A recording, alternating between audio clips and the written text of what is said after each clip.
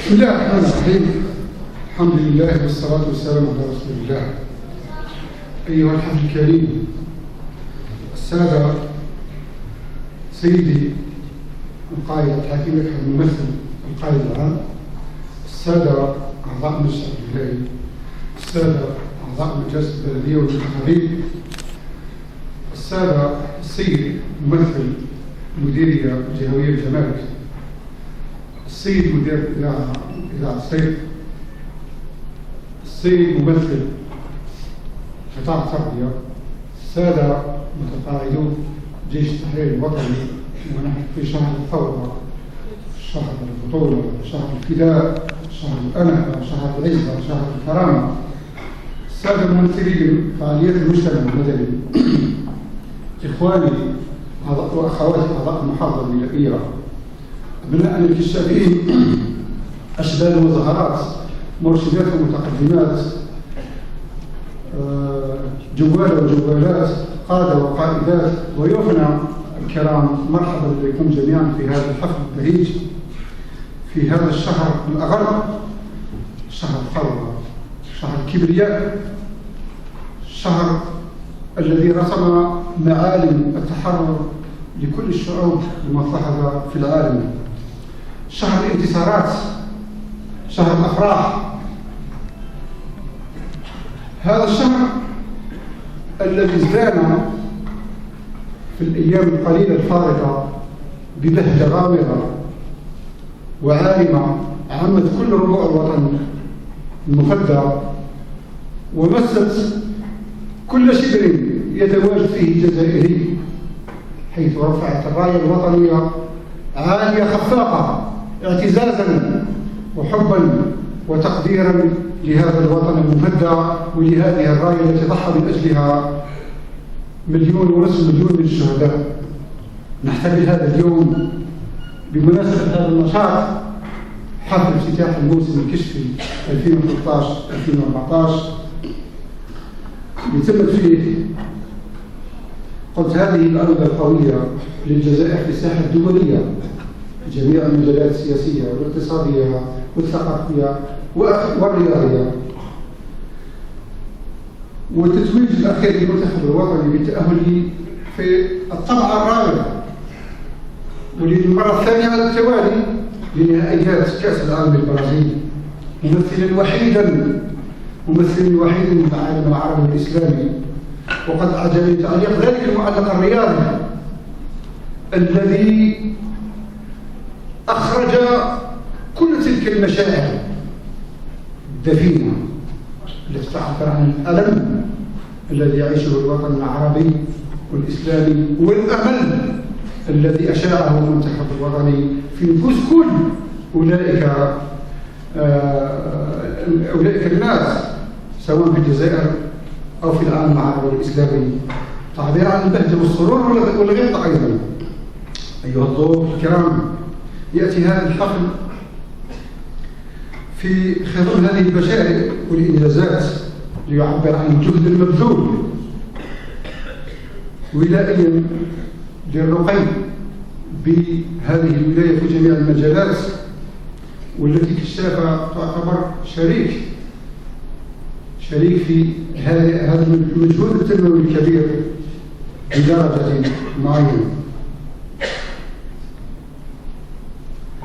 موسم الكشف المنصرم كما تعلمون كان استثنائيا، حاولنا من خلاله جاهدين كمحافظة ولائية أن نمثل علاقة الثقة بين المحافظة وأفواجها الكشفية الممتدة عبر ربوع الولاية. فقد تمت برمجة العديد من الأنشطة والفعاليات، بعضها احتضنتها الأفواج على مستوى البلديات مشهورة رعاية واحتضانا ماديا ومعنويا، ولعل أبرز هذه الأنشطة والتي نعتز بها كثيرا النشاط الأول من نوعه، نشاط الدراسة العملية للشارع الخشبية التي احتضنتها ولايتي للمرة الأولى، التي تمت برمجتها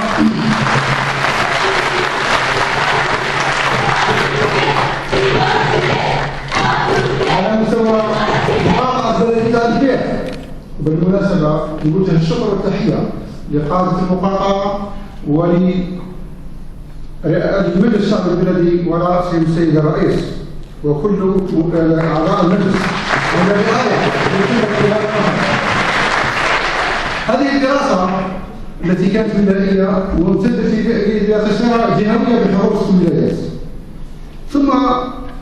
نشاط نوعي متميز فريد من نوعه اللي تم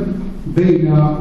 الكشافة الإسلامية الجزائرية الممثلة في أطفالها أجيال المستقبل وبين بطل الجزائر الحائز على بطولة الجزائر نادي وفاق الصيف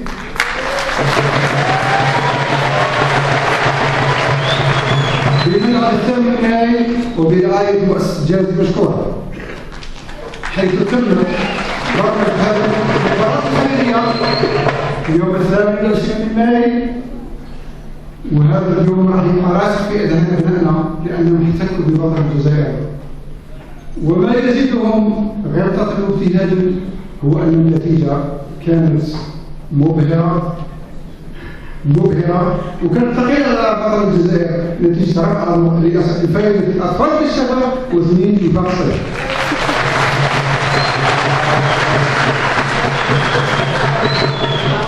إضافة إلى اليوم الولائي المفتوح اللي تم بنار الفراش لجمع أطفال الكشافة في احتفال باليوم المزدوج، اليوم الوطني للكشاف واليوم العالمي للطفولة، أين قضى الأطفال يوم المرح والألعاب والدعابة والتتويج أيضا، دون أن ننسى الأعمال التضامنية اللي تمت خلال الموسم المنقضي. نذكر من بينها الأعمال المعتادة بمناسبة الشهر الفضيل شهر رمضان المعظم، ممثلة في موائد الرحمة، قفة رمضان، سقاية الصائم، تقديم وجبات الإفطار عن طريق السيارة لفائدة المغتربين، توزيع الألبسة على اليتامى والمعوزين. نذكر بعض الأرقام، فقد تم توزيع 1235 قفة و12334 وجبة ساخنة، 3924 وجبة محمولة، 1014 بذلة بقيمة مالية تفوق 265 مليون سنتيم، إضافة إلى جمع وتوزيع ما يفوق 13 طن من اللحم لفائدة 3305 عائلة، وصول إلى إطلاق الطبعة الأولى، أقول الطبعة الأولى لعملية جمع الجهود لفائدة فئات من المجتمع تحتاج إلى من ينظر إليها، من يلتفت إليها، من يمد لها يد المساعدة ويزيل البسمة على محلها والفرح في نفسها. هذه الفئات نقصد بها فئة مرضى السرطان عافانا الله جميعا، فئة ذوي الاحتياجات الخاصة والأيتام المعوزين. واليوم في هذا الحفل البهيج نوزع كرسي لفائدة ابن من أبنائنا يحتاج إلينا، يحتاج أن نفرحه ونخف سعادة على قلبه، يحتاج إلى هذه المساعدة، إضافة إلى بعض المساعدات والهدايا التي قدمت في أي مكان على مستوى مستشفى مرضى معالجة السرطان ونزلاء حيث الطفولة المسعفة راح يتم العرض بعد قليل إن شاء الله، وصولي إلى أبنائنا المعوزين بتوزيع بعض الألبسة الممثلة في المعاطف الشتوية لفائدة هذه الفئة. دون الاستهانة بعض الأعمال الأخرى كان ذوات حقوق الطفل اللي تمت بالمناسبة الاحتفال باليوم الوطني للكشاف واليوم العالمي للطفولة حتى نعرف أبنائنا بحقوقهم ونعرف المجتمع باستمرار يوميا هذه الآفات الاجتماعية اللي صارت تنخر كيان الجسم الشبيبة الجزائرية اللي هي عناد المستقبل للأسف الشديد. فنحتاج جميعا إلى أن نضع اليد في اليد من أجل أن نحارب هذه البؤر ما استطعنا وما أوتينا من قوة مادية ومعنوية ومالية والمال. أيها إضافة إلى بعض العمليات تمت بعض البلديات بمناسبة الأضحى المبارك بنحر وتوزيع لحوم العجول كما تمت في بلدية مثلا البقاع 4 عجول توزيع بالشراكة بين البلدية وبين الكشافة الإسلامية الجزائرية. أيها السادة الحضور الضيوف الكرام، ولأننا نقدر الجهد ولا نذكر للأهل فضلهم، فقد ارتئينا في المحافظة الولائية أن نلتفت بإعزاز لأولئك الذين نذروا أوقاتهم في أوقات معلومة خدمة لهذه المنظمة وتربية للنشء وتواجد في مختلف المحافل الأنشطة الوطنية والدينية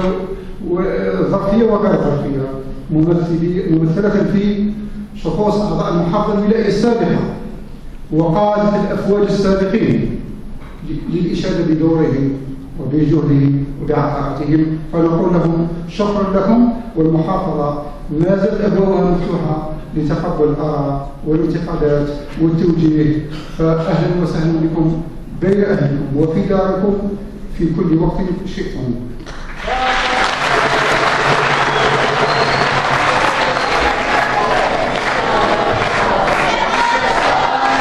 شكرا.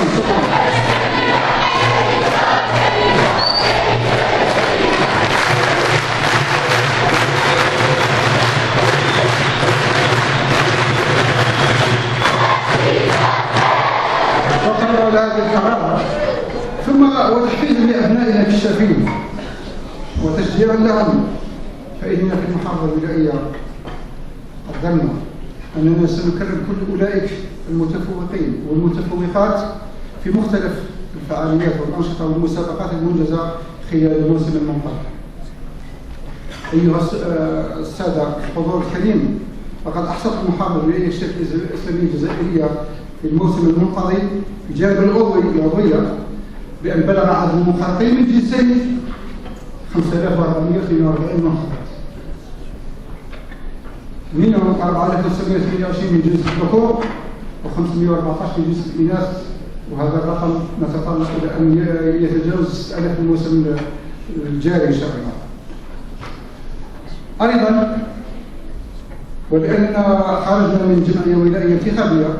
فقد تم تجديد اعتماد 49 كشف، تنصيب 4 مكاتب المقاطعات، تنصيب 10 أفواج جديدة عبر 7 بلديات، بعث نشاط فوجين متوقفين العملية مستمرة، المشاركة في نشاط بوالدي الجمهورية التونسية، المشاركة في 6 أنشطة وطنية، والمشاركة في نشاطين جهويين، وحضور كل الأنشطة والفعاليات التي تمت على مستوى الولاية بجميع المناسبات، تنظيم 6 أنشطة وطنية ولائية. هذه بعض الأرقام أردنا سادتنا الأفاضل أن نطلعكم عليها لنضعكم في صورة ما تقوم به الأفواج الكشفية عبر الولاية في إطار العمل التربوي التطوعي المتواصل، وهي بالمقابل تلتمس من الجميع، من السلطات ومن الأولياء، السلطات الولائية والمحلية ومن الأولياء، أن تمدنا بمختلف أوجه الدعم المادي والمعنوي. فنحن شركاء في هذا الفعل التربوي، في هذا العمل التطوعي، شركاء في أن ترتقي ولايتنا إلى المكان اللائق عليها. ثم أنتم أيها القادة والقائدات، قادة وقائدة الصيف وكل المنتسبين من أصغر وشبل وزهر إلى أكبر عميد في هذه المنظمة، ألفناكم دوما متطوعين متذكرين لذواتكم، متواجدون حيث كانت المصلحة، مصلحة الوطن والمواطن، في مناسبة وبغير مناسبة، فليكن ذلك دأبكم باستمرار، فإنه ما خسر شيئا من ضحى وبذل جهده وماله في سبيل هذا الوطن المعتز.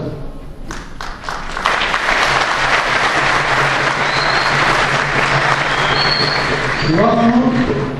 هو الجزائر، وما أدرك من الجزائر. عاشت الجزائر حرة أبية مستقلة عزيزة مكرمة رايتها خفاقة في كل المحافل الدولية. المجد والخلود للشهداء والذين رأوا هذه الأرض طاهرة بدمائهم الزكية، والتي بفضل جهودهم ودمائهم ننعم نحن بهذا الأمن والاستقرار والاستقلال. ثم التحية كل تحية لأولئك المجاهدين والمجاهدات الذين ما زالوا على قيد الحياة، والذين ينيرون لنا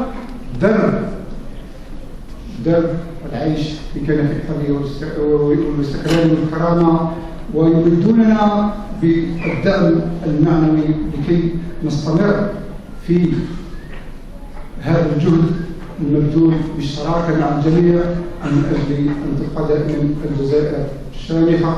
الجزائر قوية، الجزائر عزيزة، الجزائر أبية. نحن لا نريد إذكاء معرفتنا، ولكن أبى